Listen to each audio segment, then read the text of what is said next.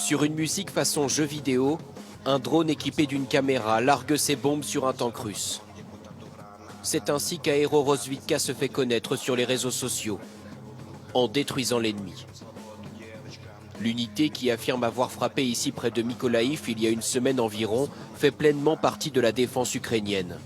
Il s'agit pourtant de civils à l'origine, une centaine de passionnés qui fabriquent leurs appareils et collaborent désormais avec l'armée. Nous avons rencontré l'un d'eux. Il souhaite cacher son identité. Nos membres sont des gens très différents. Des étudiants, des informaticiens, scientifiques ou des hommes d'affaires.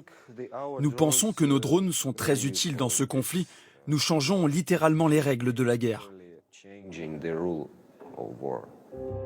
Voici le drone conçu par le commando dans un atelier secret, utile pour la reconnaissance, en complément des satellites, et pour le combat. Capable de transporter 5 kg de bombes sur plusieurs kilomètres. Moins puissant qu'un drone militaire classique, mais beaucoup moins cher. Avec nos drones, qui nous coûtent quelques dizaines de milliers de dollars, nous pouvons détruire des véhicules qui coûtent des millions de dollars. C'est une manière économique de faire la guerre. L'un des faits d'armes du groupe, c'est d'avoir contribué à repousser cet immense convoi de blindés qui fonçait sur Kiev début mars. Aero Rozvidka a alors mené des centaines de vols quotidiens de reconnaissance, parfois avec de simples drones de loisirs. Les pilotes se rapprochaient des lignes ennemies à bord de quads, souvent de nuit, lorsque les chars russes étaient à l'arrêt.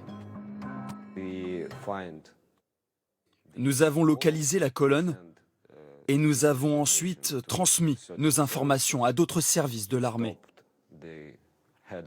L'artillerie a alors pu stopper la tête du convoi. Les Russes ont été démoralisés. Le seul avantage qu'ils ont, c'est le nombre. Mais nous sommes plus malins.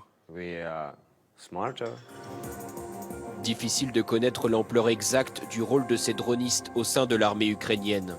Ils symbolisent en tout cas l'apport des civils à l'effort de guerre, grâce à l'innovation et parfois la débrouille.